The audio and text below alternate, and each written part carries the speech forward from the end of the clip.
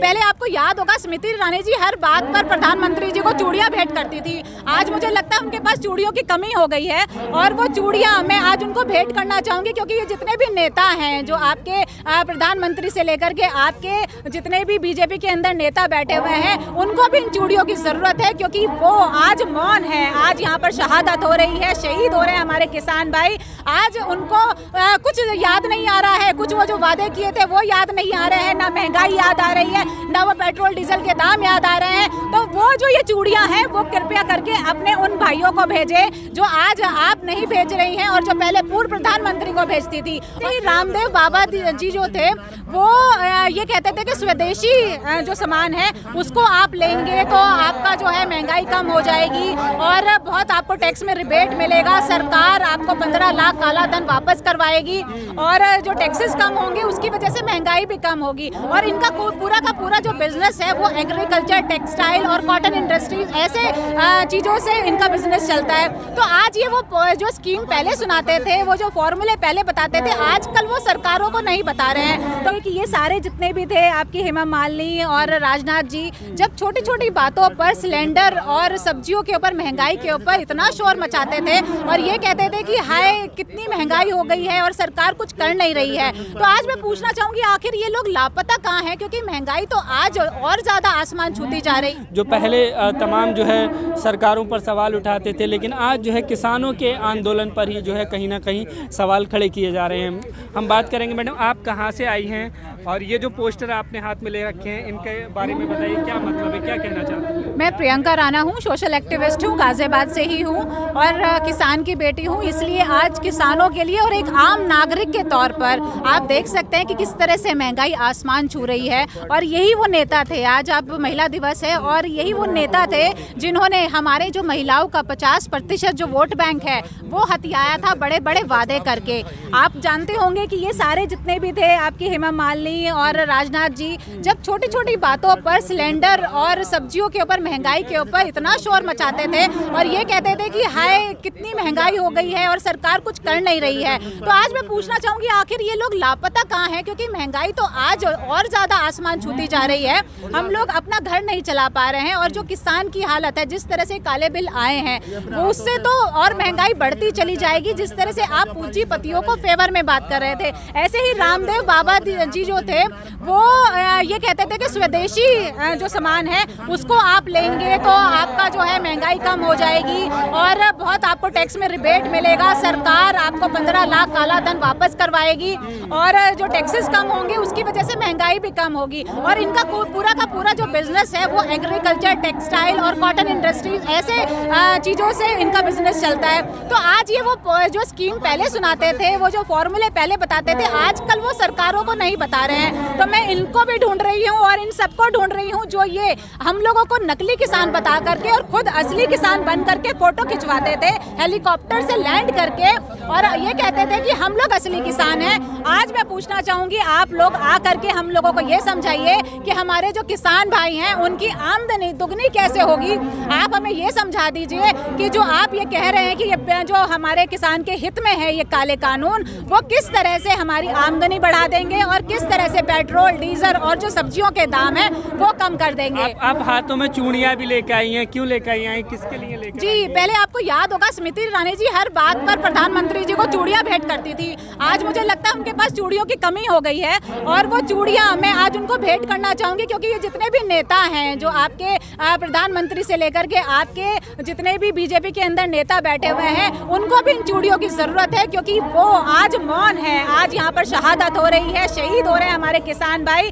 आज उनको कुछ याद नहीं आ रहा है, कुछ वो जो वादे किए थे वो याद नहीं आ रहे हैं, ना महंगाई याद आ रही है, ना वो पेट्रोल डीजल के दाम याद आ रहे हैं। तो वो जो ये चूड़ियां हैं वो कृपया करके अपने उन भाइयों को भेजे जो आज आप नहीं भेज रही हैं और जो पहले पूर्व प्रधानमंत्री को भेजती थी और बात बात पर आप महिलाओं के लिए बात करती थी। आज वो सारी महिलाएं, आज विधवाएं, जो हमारे किसान भाइयों की जो विधवाएं हैं, उनके जो बच्चे हैं जो फांसी पर लटक गए, जो आत्महत्या कर ली उन्होंने इसी महंगाई के कारण, इस खोखले सिस्टम के कारण आज उनकी आवाज एक बार भी उनके लिए नहीं उठ रही है, ना एक बार भी उनके आंखों से आंसू गिरे हैं, ना ये चूड़ियां उनको याद आई हैं। तो ये आज ये चूड़ियां मैं स्मृति ईरानी को भेजना चाहूंगी, क्योंकि मुझे लगता है कि अब उनके पास चूड़ियों की कमी हो गई है, क्योंकि सारी चूड़ियां सिर्फ पुरानी सरकारों के लिए थी, आज की सरकारों के लिए उनके पास कुछ नहीं है। मोदी जी के लिए तो नहीं लाई हैं आप भी, जैसे स्मृति ईरानी लेके आती थी।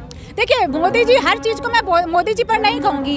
एक बात समझ लीजिए, ये जो मोदी जी के आसपास लोग बैठे हुए हैं ना, जो उनको वो सिर्फ पढ़ते हैं। आपने देखा होगा वो भाषण जो है, ये जो बिल है, वो सिर्फ पढ़ते हैं। अगर उन्होंने सही जानकारी होती उनको, तो उनको पता होता कि इतनी कमियां हैं इस बिल के अंदर, लेकिन उनको नहीं पता थी। तो इससे साफ पता चलता है कि वो जो उनके आसपास के लोग जो उनकी सिर्फ चमचागिरी करते हैं, जो उनको सिर्फ गलत ज्ञान देते हैं, उनकी वजह से उनको आपको लग रहा है भ्रमित किया जा रहा है मोदी जी को? बिल्कुल भ्रमित किया जा रहा है कि किसानों को भ्रमित कर रही है विपक्ष, कांग्रेस वगैरह। देखिए आप अब ना ये एजेंडा जो है विफल हो चुका है। अब ना भ्रम आपको निकालना पड़ेगा अपने दिमाग से। आपको ये स्टैंड क्लियर करना पड़ेगा कि भ्रमित कौन है, खालिस्तानी कौन है, पाकिस्तानी कौन और असली किसान कौन है। अगर खालिस्तानी है तो फिर आप वार्ता किससे कर रहे हैं, और अगर वार्ता कर रहे हैं तो फिर आप खालिस्तानी पाकिस्तानी कौन है, कौन से बॉर्डर पे बैठे हैं? कहीं वो लोग तो नहीं है जो अभी रिसेंटली एसोसिएशन बना करके और फोटो और ट्वीट कर रहे हैं जो आपके